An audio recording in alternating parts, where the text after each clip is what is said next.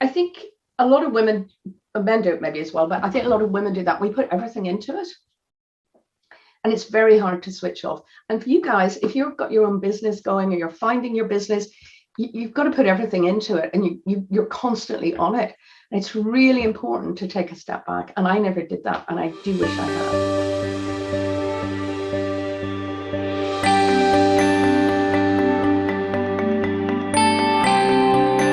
Hello, everyone. Maxine Mawhinney hardly needs an introduction as one of the most experienced journalists and broadcasters in the UK, with an award-winning career covering some of the major global news stories of the last 40 years. Born and reared in Belfast, Maxine trained as a newspaper journalist and worked with the BBC and Ulster Television before moving to London when Sky News launched in 1998. This was followed by a stint with Reuters in Asia and Germany before being appointed as the Washington correspondent for GMTV in 1992.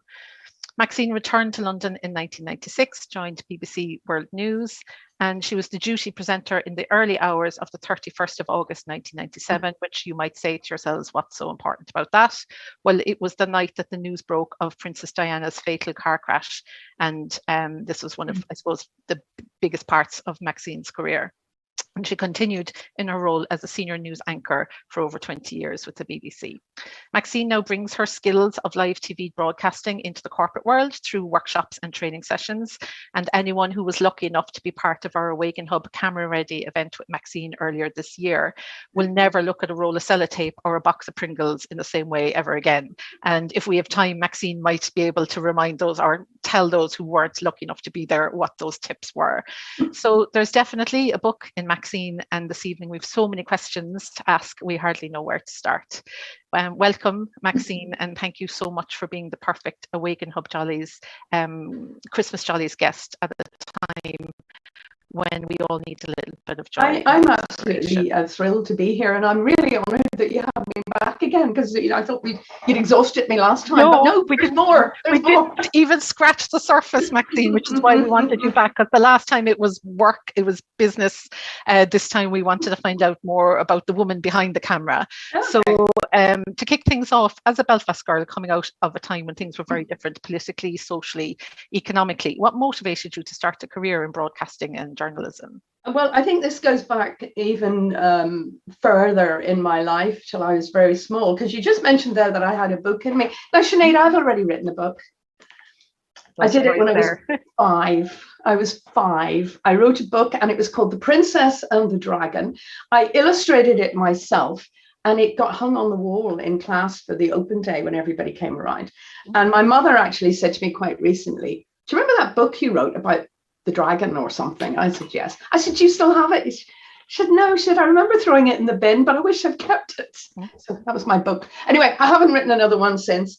I think it was more about the writing and the telling of stories and that communication and telling people's stories that I really loved about sort of the industry. And I didn't start out in school thinking I'm going to be a journalist. I just was very fond of English and writing, and creative writing in particular.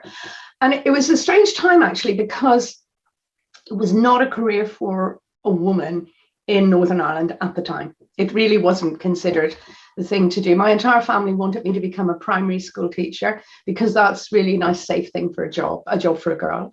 But I wanted to be a journalist, I decided. Now, I was more focused on writing rather than broadcasting or anything at that point. I actually was a newspaper journalist for about 6 years before I went into broadcasting.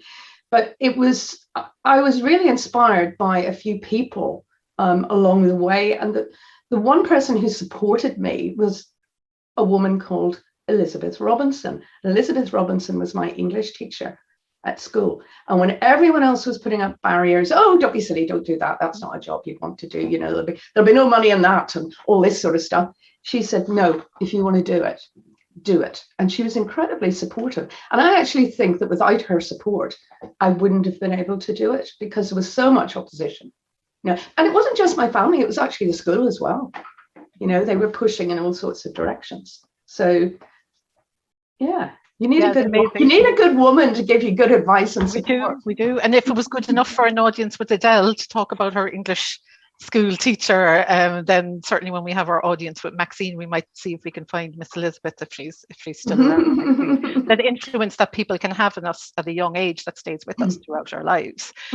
So having spent your career in a male-dominated industry with little or no gender equality, what advice would you give our women founders on not letting this hold them back, especially when fundraising or like access and the barriers that exist for women founders is so big in such a male-dominated area?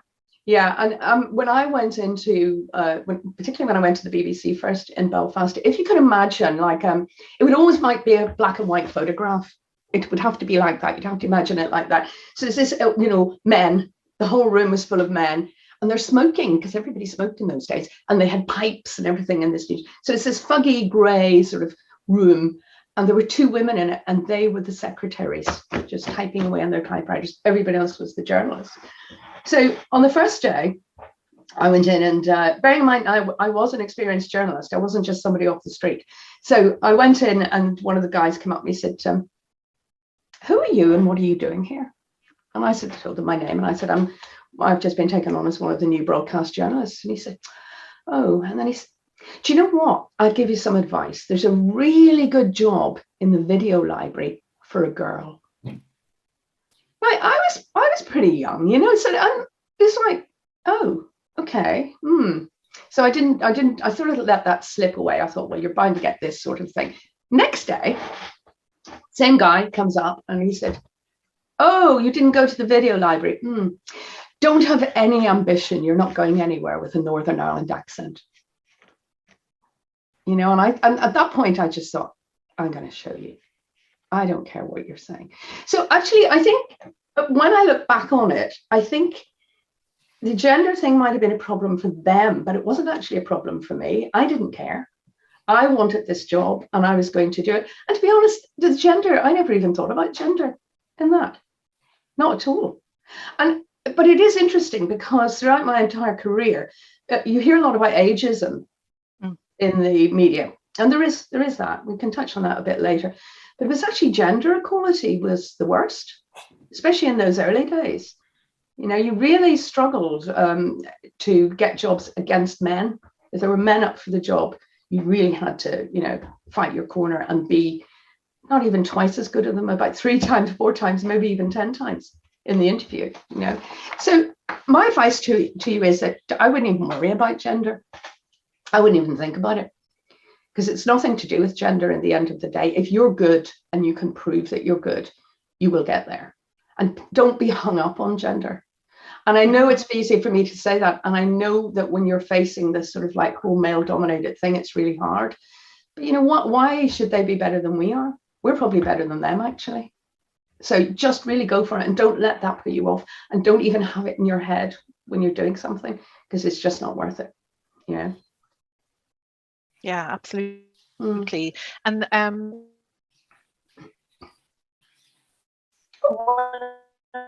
Sinead has frozen. Favorite things frozen a bit there, Sinead. About young people. Sorry, am I back? You're back. Sorry, yeah. So one of my favorite things about young people today, and young women especially, is I see them as being fearless in a way that I have to admit I didn't feel at the same age. And hopefully I like to see that as a progression in terms of women's place in society and all the rest of it. Lack expertise and a trusted community to support them, which is why AwakenHub exists, obviously. But many of the women in our community are embarking on their founder journey at different ages, and imposter syndrome can stop us in our tracks. So I'd love to hear your thoughts, as you touched on it there, about ageism and how it impacted your career. And do you think we step into our power more as we mature? Oh, I think we do, but don't think that that's better than when you're young. I'm with you. I just think young women today are fantastic. They have the confidence and the strength and resilience that I'm not sure I did when I was starting out. When I look back, I'm thinking, God, I just muddled through, But to have that confidence and self-confidence, it just sets you apart from other people, and it's really great. I see it with my daughters. I mean, I have a 5-year-old granddaughter. I even see it in her. She's really confident. And it's just like, the world's there. We can do whatever we want. And you should. You really should. It's really difficult, I think, when, especially you guys, if you're starting out in a business and you've got all this stuff going on, I think it's really hard to step back and just see the strength that is within yourself. And it's very easy to go into that, oh, I'm not sure if I can do that. Oh, I don't know. The whole imposter syndrome thing. I'll be found out.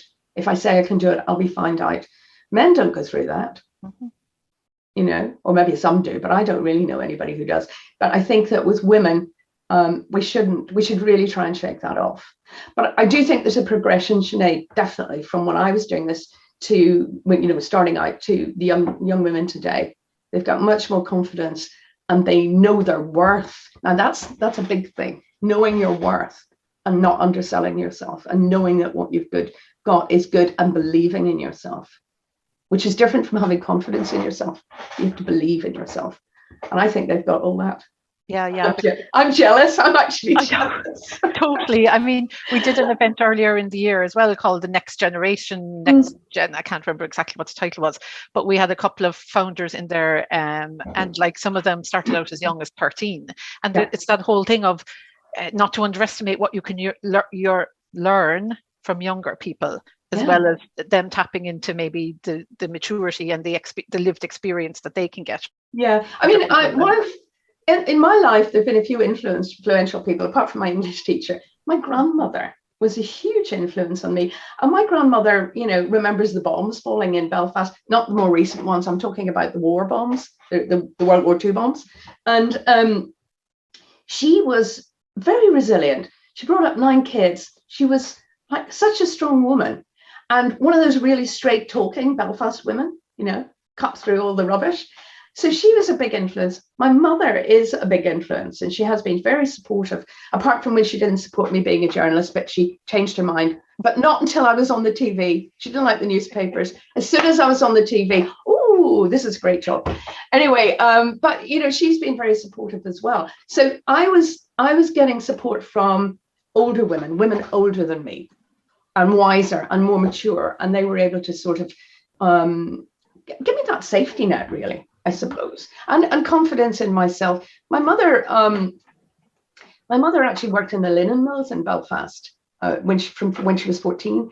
So she didn't really have a huge length of education, and she didn't have all the fine things in life, but she had smarts, you know, she was wise, and she had all that street sort of knowledge. So she'd learned through life, basically. So she was able to see things, and is able to see things very clearly about when there's a problem. Well, okay, let's sort this out. So I think, you know, I've learned a lot from them, but similarly, I've learned a lot from my daughters as well. And it's a whole different thing, you know. And I know they talk to me the way I used to talk to my mother. So there you go. Before we head into our first breakout rooms, I can't believe how quickly that comes around. For the next few minutes, I mentioned earlier that you broke the news about the death of Princess Diana. Can you tell us a little bit more about this and the impact it had on you and your career? I mean, considering there was no such thing in 1997 as social media. It was huge. I'll give you a little flavour of what happened. Okay, so I was working for BBC World News. BBC did not have the 24-hour news channel in the UK. It was, so Diana died at the end of August. The channel, the BBC News 24 as it was, started in November. Okay, so this is 3 months before. So I was sitting down to broadcast into Asia. That was my slot. And my slot started at 1 o'clock in the morning until 6. So at 5 to 1, I'm sitting in the chair. And of course, because it was not going into the UK, it was very small staff. There was me, a producer who was sort of sitting over there, and a director in the gallery, and 1 camera. That was it. It was a very small operation. We sat down, and I'm just sort of waiting, and the music's going. And there's a little tiny flash on the top of the screen. Now, this was not the internet. This was the internal sort of message system. This was before, if any of you can remember, it was really before the internet. The internet was in its infancy. There's no social media, and forget mobile phones. You had to have this big satellite phone. So we sit down, and on this little flash comes up on my screen saying, Princess Diana injured in car crash in Paris. So I turned to the producer, because he was just there, and said, well, that's quite interesting. I think we should talk about that at the top, because the news was very boring. And he's going, yes. And they're counting down and the music's going. And he's going, okay, right, just do it. Do whatever you want. So it's welcome to BBC World News. You can't say the time because everyone's in different time zones. Before we bring you the headlines, I just want to tell you we're getting some news in that Diana, Princess of Wales, has been injured. Hang on, I didn't get to finish the sentence because in my ear, the producer, who was now in with the director, said, whatever you do, don't stop talking. Now, Diana, Princess of Wales, has been injured in a car crash in Paris. That was all I knew. That was it. That was all had come up. So I'm thinking, right. Well, as we all know, Diana has been in France, in Paris, on her way back to see William and Harry before they go back to boarding school. And I go on and on and on. And he's going, keep talking. And in retrospect, okay, how did I know what to talk about? And this is a big lesson, ladies. Never think anything is too small or beneath you, not to take it in. The only reason I knew what Diana had been up to was because I'd been to the hairdressers the day before. And what do you read when you go to the hairdressers? Magazine. Hello, magazine. And it was all there. So that was where the knowledge came from. But on a more serious note, it went through the whole way. I didn't come off air till 10 next morning. And we knew before it was announced that she was dead, which was a spine-tingling moment in the newsroom. But the whole way through the night, there were no pictures. Now, if that was today, there'd be mobile phone pictures of you on Twitter in seconds. It took 3.5 hours to get the video out of Paris. So you can imagine the difference it would be today. If that was happening today, it'd be a completely different coverage. And then we were told that Nicholas Witchell was on a plane with the Foreign Secretary, and he said he rang up and he was standing at the top of the stairs and the Foreign Secretary was coming up and he looked at him and he said, she's dead. And so he rang the newsroom and said, she's dead. They're about to announce it in about 20 minutes or so. And then they told me, so I'm still talking, right? Now I've got people to interview on the phone and I'm still talking. And in my ear, they say, don't show any expression. She's dead, but we're not announcing it. Now, can you imagine that? Because immediately you think, oh my God. And even now I've got a bit of goose pimply going on, but it was quite shocking. When you're doing this sort of thing, you go right into the zone. Okay, nothing else affects you. It's the story. You're concentrating on the story. I was the conduit between the public watching and the story that was happening. It's not about me. I'm just in the middle, asking the questions that people want to know. So it was really weird. I went home. I stayed on for 9 hours, went home, shattered, went to bed, got up. And it was only when I got up next morning, it actually hit me what had happened and that I had been there through it. And it was one of those, was I really there or not? But I was, because I'd gone to bed and I hadn't taken my makeup off. So you should have seen the state of the pillow. Anyway, there we go. Amazing. But it's a lesson. Don't forget to read Hello Magazine. Don't forget to. I'm sure they'd be delighted with that endorsement, Maxine. I know. Okay, folks, so we're going to keep going with Maxine because we know time won't be on our side, as it never is. Maxine, let's look a little bit at the kind of transformation and change that's happened in the industry from, I suppose, technology point of view. We touched on it a while ago about social media and all that stuff not existing when you were covering some of your big news stories. What would be the one piece of advice you'd give our founders about cutting through the noise if they're trying to make their story heard? So this is, I suppose, tapping into your expertise to help them on their journey. It's an interesting question, Sinead, because there is so much noise. It's really hard to push through these days. And I think that it's because the landscape is vast. And that works in two ways. So there's a huge number of places, say you wanted to promote your business or talk about your business or get your head above the parapet. There's a huge space for that now because there's online stuff, there's still TV, but different types of television, there's internet stuff, there's YouTube, all of these different ways you can do it. But the key to doing any of this is you have to really make your voice heard. And how do you make your voice heard? Now, if you've read anything, say you've read an article in a newspaper and there's all the stuff down the side, the clickbait, where you click, you go, and you keep going through. Now, clickbait is a horrible word. I hate it, absolutely hate it. But the premise of clickbait and why it works you can use that yourself. Now, you don't have to be the trashy clickbait, but what you need to do, and what most people don't do, is think about what's the sexy headline about my product or my service. Because usually what we do is say, well, hello, I'm such and such, and I've set up this company, and this is what we do. We've been going for, whatever. Instead of starting off with something like, do you like coffee beans? Sounds very American, I know, but start off with a question, tease them in. So essentially what you're doing is you're teasing them in. You're teasing them in with like a big headline, and then you're giving them the information. And it's a really good way of doing it. And if you watch Dragon's Den, for instance, you'll see some of them will come in with a question like that. Would you like to look 10 years younger in 5 minutes, or whatever it happens to be? Yes, so you want to tease them in with clickbait, but not the awful clickbait, with your own clickbait. If there's anybody thinking of going into journalism at the moment, I don't know if anybody is, there's all sorts of different forms now. I am not sure if I was going to do it now that I would do it, to be honest. I entered it at a good time for me, and it had all the things about it that I really loved, particularly the writing. So if I was going to do it now, I'd probably work in newspapers only and being a writer, a long form writer. But there's a huge amount of opportunity at the moment. Again, the key is to give yourself some sort of presence. So I teach a lot of young journalists, and they're always saying, how do you break in? How do you break in? It's really hard. Nobody will give me a chance, etc.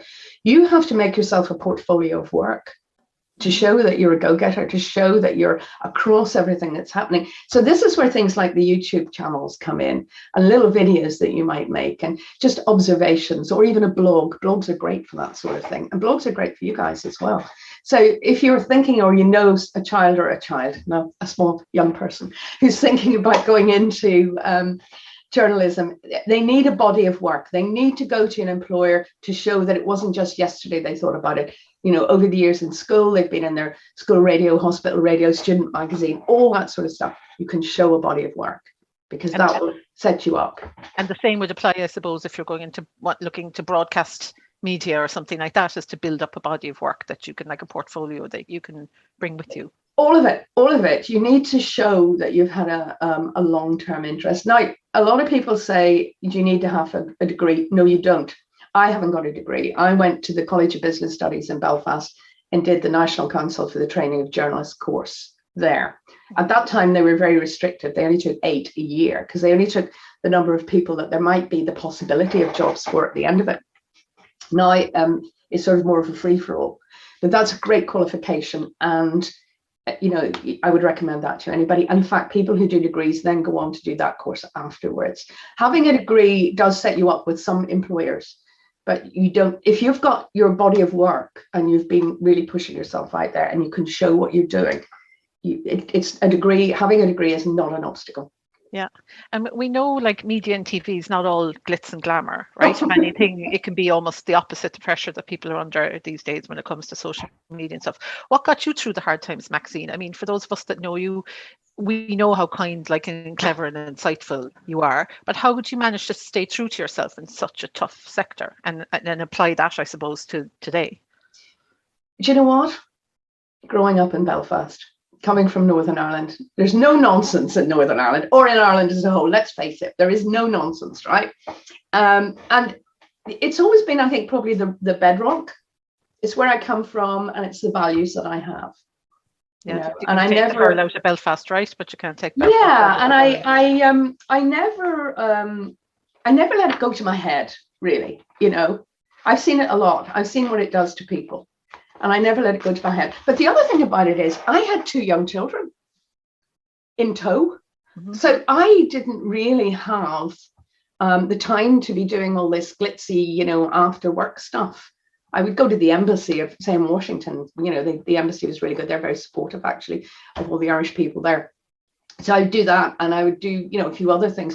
But I still had my family to care for and look after, and think about all the school things that I had to go to, blah blah blah blah blah. And I was a single mother at the time, so it was like chaos. But I think that, I think the values that came with me from home stuck with me, and I don't think I'd have been able to live with myself if I'd let it go to my head. Yeah. And also, I didn't treat the job like that, to be honest. I treated it as it was my job, and it was very important to me to be professional and do it to the best of my ability, so that it was, everything was factual, everything was truthful, it could be checked, and it would be absolutely fine. And also to tell the stories of people who were in terrible distress a lot of the time. I mean, I think the hardest bit for me, what you don't see behind the camera is the trudging around in the ditches and the mud and all that sort of stuff. And then you can put your face on, and stand there with a microphone. You're not like that most of the time. And usually you're freezing cold somewhere, because I never got to go anywhere really terribly exotic. But the stories that really got me, and these are the things that really I struggled with, and I would still struggle today, were stories that had children in them. So the children were badly affected. The Oklahoma bomb, which some of you may remember, I was there just after that happened to report on that. And the major image from the Oklahoma bomb was a fireman carrying out a little baby's body. You may have seen it. It was horrendous. We were actually shooting the video as he was coming out, and it was just horrendous. Like, it was horrendous, because there was a for those you don't know, it was a terrorist attack, but there was a children's crash in the bottom there, and loads of children died. So I find it very hard to deal with stories where there were children. I would really choke up on them, and I had to get through that and then cry afterwards. Yeah. So you would think about your own children naturally, Well, yeah. I suppose there's a great responsibility attached to a lot of the work that you were doing, and it brings me on to, I suppose, the whole resilience and tenacity piece. And we know that you would have had to have that in your professional life to stay composed on camera. But we also then, looking at, I suppose, the Maxine behind the camera, the personal challenges, the children, being a single parent and in a fairly male-dominated environment, and the life events that we all have to weave in to our daily existence. We see resilience and tenacity as two of the key tenets that you need as a woman founder. What gets you out of bed in the morning, Maxine? And can you tell us a little bit about the Maxine outside of the limelight? I'd like to stay in bed, actually, in the morning if I could. I think if you're talking about today, what happens now, I mean, I think I still work. So I do have work to get out of bed for most days, but I also have other things. We actually moved out of London to the Cotswolds. That's where I am now. I'm not in a church. I'm just in the loft. And one of the reasons we moved is because my daughter and son-in-law live down the road about 10 minutes, and my 3 little grandchildren. So they are a huge motivator. And I tell you what, they're bloody exhausting as well. So I've got them. I also have my lockdown project, which is this huge vegetable garden, which was fabulous during lockdown, but I still have to maintain it. My husband, my dog, all of those things, my family and my friends. So my life has really changed hugely from what I did to what I'm doing now. But actually, people always ask me, do you miss it? Would you go back? No, not a bit. And the reason I don't miss it is I hadn't realized till I stopped. And this is an important lesson, I think, for all of us. I hadn't realized until I stopped how stressful it was. Yeah. And it was stress that you didn't understand as being stress. So, the adrenaline for going, I didn't go out and sit in the chair to read the news and feel, oh my God, I'm really nervous. No, I was going, here we are. I was used to doing it. I've been a journalist for 40 years, so it was more of a familiar thing. But actually, it was stressful, although I wasn't aware of it. There was the adrenaline and all of that, and live interviewing all the time. So the pressure of that meant that if I was working, say, 4 days a week, the other 3 days, you actually don't switch off, because I couldn't take 3 days off, then go back into that chair and not know what had happened in the 3 days when I was off. So you were constantly watching the news to hear what, quote from someone or whatever that you might need when you go back onto that shift. So in fact, my job never really turned off. Yeah. And it was only when I stopped, I realized that. And I think a lot of women, men do it maybe as well, but I think a lot of women do that. We put everything into it. And it's very hard to switch off. And for you guys, if you've got your own business going or you're finding your business, you've got to put everything into it, and you're constantly on it. And it's really important to take a step back. And I never did that. And I do wish I had at the time, because I can see times when I was, as my mother would call it, run down, and you needed really a break, but you weren't taking it. You were just keeping going. Yeah. So you've got to be, it's a strange thing. You just keep going and keep going and keep going. But when I left, it was like, oh, I don't have to read this newspaper. I don't have to watch that TV. But I actually don't watch TV news. Interesting. Yeah, I get everything online. So I'm going to try and squeeze in 2 questions before we break out into the last breakout room.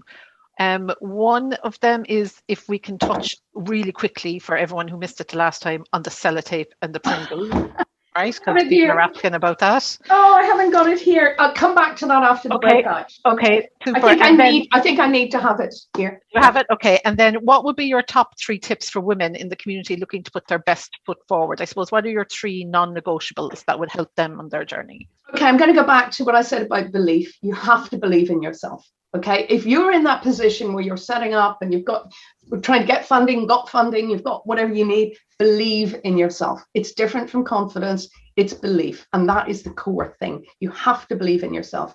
And if you don't believe in yourself, you're doing yourself a disservice, because you should believe in yourself. The second thing is, don't be afraid to go outside the comfort zone. I've done that a lot in my career, and it's bloody painful sometimes, and you're like, the anxiety and the, oh my God, what have I done? But if you don't do that, you're really restricting yourself, and you're not pushing into something. Now, and maybe you go outside and you don't like it. I've done that. I took a job in Japan, in Tokyo, with Reuters as the news editor for Asia. It's a huge job. It was a big leap of faith. I was very successful at it, and I hated every minute of it, because I was actually managing people instead of going out to do the stories. But actually, in retrospect, it was good. It looks amazing on the CV, but I hated every minute of it. But I pushed myself, and I saw things from a different angle. And I think always demand equality. Okay, whether it's financial, gender, whatever, always demand equality. Do not sell yourself short. And you're all now in a position where you can demand equality. I couldn't, but you can. So don't let yourselves down. Yeah. Okay.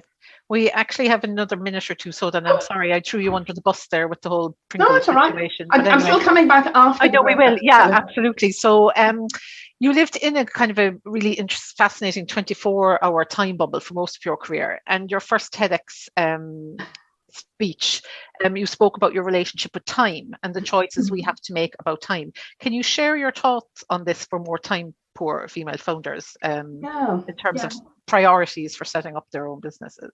I'm probably the worst person to talk about this, because I'm a great procrastinator. I get up and I'm going to do this and I'm going to do that, and then I'm thinking, oh, just look at Twitter, I'll just do this. And but actually, when you work in news, TV news in particular, everything is measured in seconds. Mm-hmm. And it's absolutely amazing how much time there is in this little. So say, for instance, they're counting down from 10 to 0, and at 0, the camera comes on and you have to talk. 10 seconds is quite a long time, and you can do quite a lot in it. You can have a quick glass of water, get your nose powdered, they can hand you something, you can shout over to the floor manager, and then you can say, hello, good afternoon. It's quite a long period of time. And in my TEDx talk, that was the one I did in London, they wanted to talk about the 24-hour cycle, etc. Not necessarily news, but of life.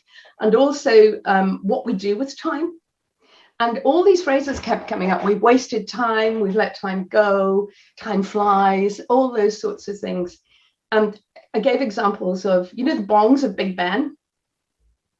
Mm-hmm. They're 10 seconds. It's 10 seconds between each bong. But when you hear it, if you say, right, let's do the bong, and wait, and there's silence, it seems like forever. And suddenly you say, well, what could I have done in that 10 seconds? So I think how it works for me is I have to put everything in the calendar. And if it's in there, I'll do it. If it's not in there, so if it's like a big heap of things, so next Tuesday, I'm going to do this, this, this, this, and this, it won't get done, because I'll be off looking at things and having a cup of tea and all that sort of stuff. But if I put it in the calendar, I do it. I sit and do it. So I have to be disciplined by the calendar. And the final words in that talk were, time does fly. That was the bad news. Mm. But the good news is you are the pilot. You control it. So you're the one who decides what you do with your time. But really, I think you have to sort of a portion time. I love doing writing courses, not teaching them, being on them. And they've got this thing where you do it in 20-minute chunks, the Pomodoro method, which some of you may have heard of. It's like the tomato timer, Pomodoro tomato. And it's 20-minute chunks, and it really works. Because if you think you've only got to do something for 20 minutes, you can do it.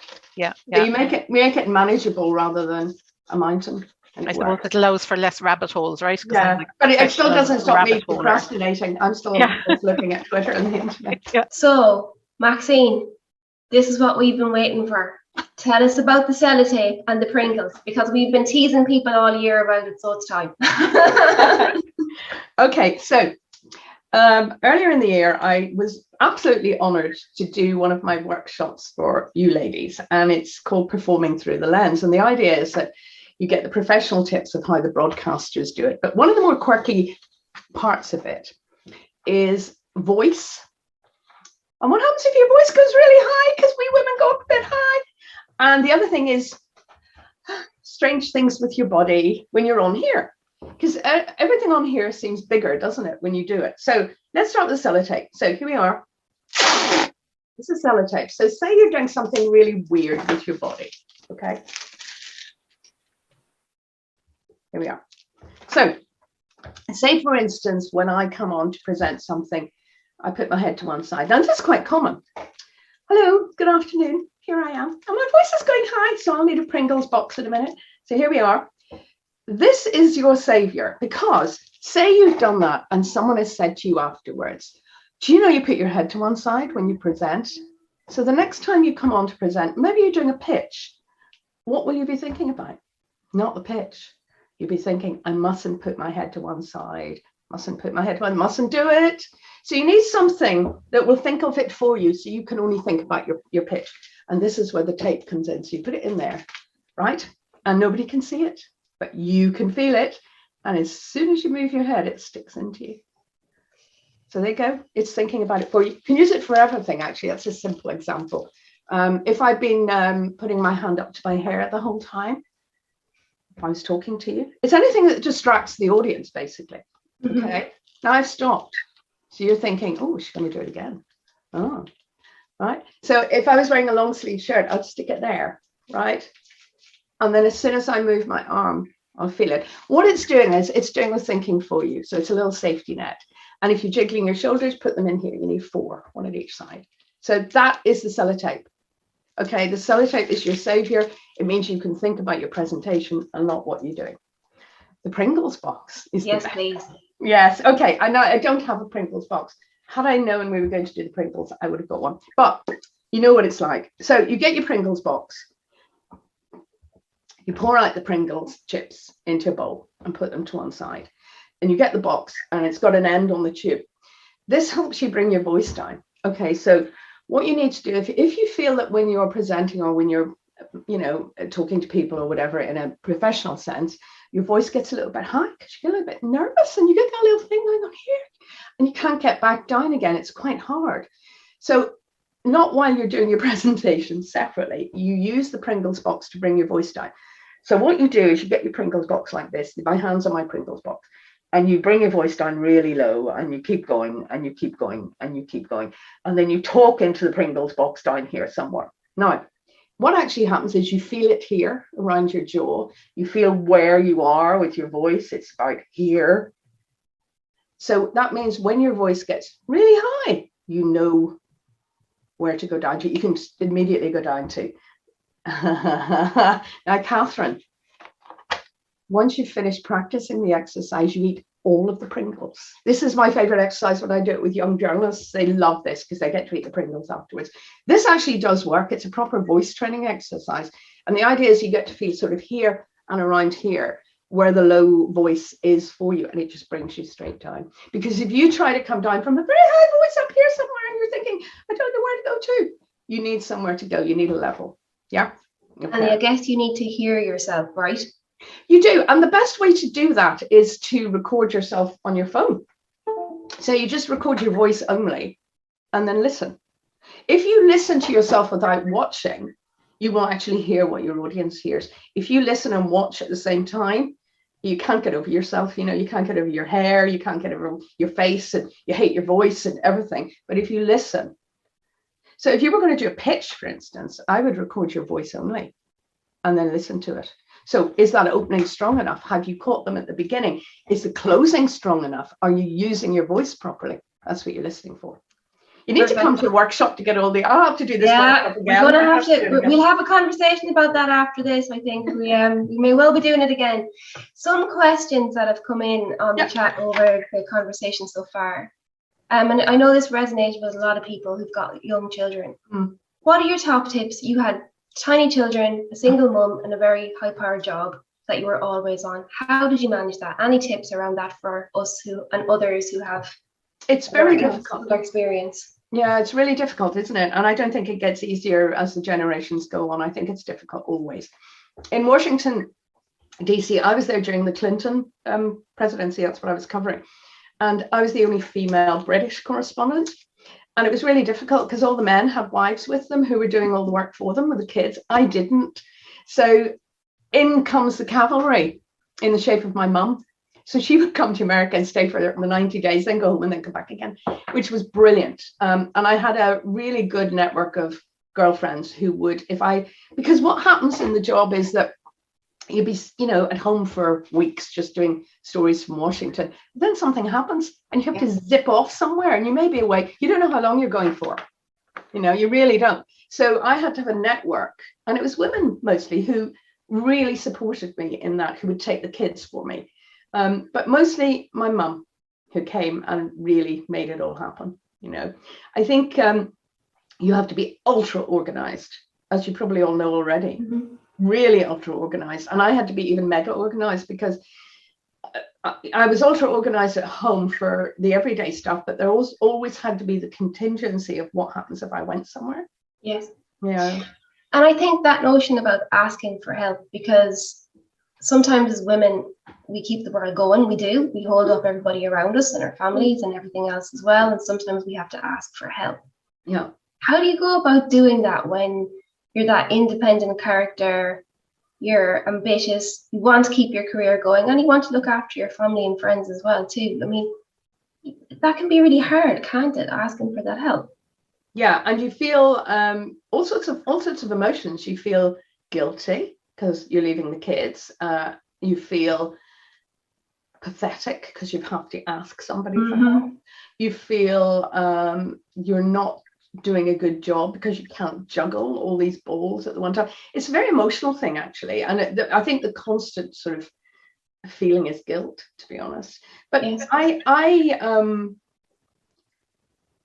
think because I lived in Japan for 2 years as well with my girls, so I think now there I did have a nanny. I had to have a nanny. It was impossible otherwise. But and it sounds really grand having a nanny, you know, but it was actually part of the package, my job package, that I said, I'm coming with kids, I need extra help. So they provided a nanny. And I was very lucky that they did, because they could have hired a man who didn't need a nanny, you know. And when I went for jobs, that was always the thing. You know, I actually went for a job once, and you know the way there's the HR person is always on the board as well when they're interviewing it. And we'd gone through everything else, and then he said to me, so what happens when you have children? Now, they wouldn't be allowed to ask that question. Yes. This was in the mid-'80s. And I said, you haven't read my CV then, because I actually have 2 children. And there was like complete silence. And I was, at the time, I was in my head, there was this battle going on. Should I actually say it? And I said, well, it's actually clear on the CV. And that was a job, that was an interesting job, because that was a job I got against a man who was single, no children, no encumbrance. So he would have been cheaper than me, because if they send you abroad, they pay for the school and your accommodation and everything. So he would have been cheaper than me. And it was that thing about having to be better. And I knew going into that interview, I had to be better. And it had gone down to the 2 of us, and they rang me and said, you're in the final 2. And I said, nah, I'm not. And she said, yes, you are. And I said, who's the other person? And she wouldn't tell me. I found out afterwards, it's a friend of mine. But she said, but we're letting you, do you want to do the morning interview or the afternoon interview? Because there were 2. I thought, I'm going to do the morning. And it was a split-second decision, but it was a really good one, because he had to be better than me, not me be better than him. So, and it worked. Yeah. So if you ever get in that position, go first. Go first. I love it. I have one more question for you. We're almost at the end of time. So lots of accolades, amazing things have happened in your career. And then the crown comes along. Tell us about that. See, we know all the cool people, folks. Okay, so it was actually we need to sort of step back a bit, because in one of the episodes in The Crown, they're watching the film The Queen, right? And what actually happened was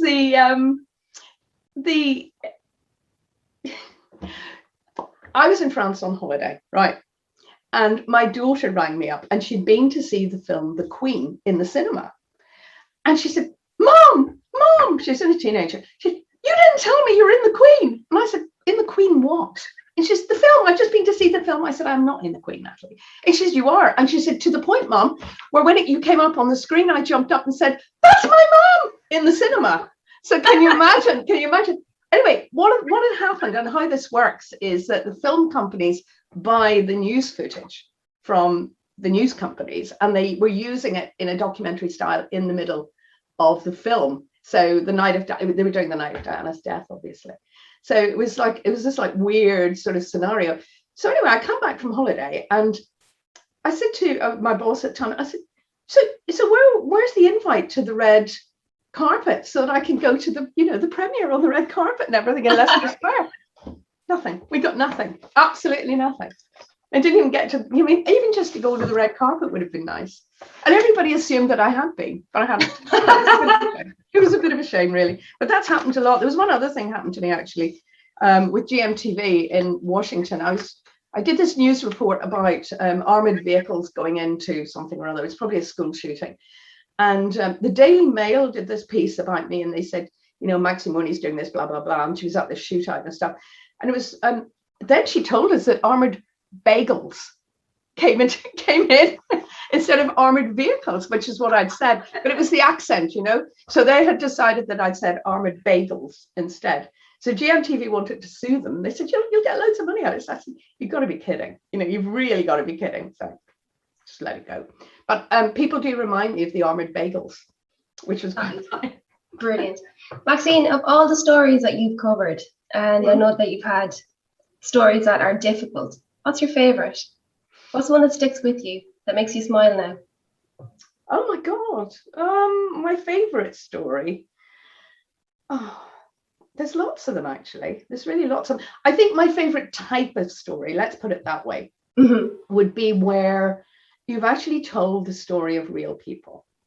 Yes. Real people doing something, or real people in a situation where doing the story can help them. And I think that's probably the best, because there's loads of stories, it's just wall to wall, you're just doing them all. But if you think that you're actually doing something, because let's face it, journalism is journalism. It's not like being a doctor or a heart surgeon or something.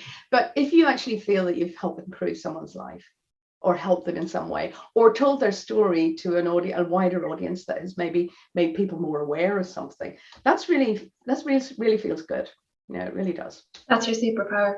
Maxine, this has been absolutely amazing. Thank you so much. And for the celotape and the Pringles, we will never look at them in the same way again. And we will keep you posted on how we're all doing, and our how to pitch voices and our no pitch voices. I will. I'm watching all your eyes at the moment. Yeah, are we looking at the to look at the camera, don't look at the audience. Yeah. I might hand you back to Sinead just to wrap up and say good night as well. Mary. So thanks, Maxine. Okay, thanks, Mary.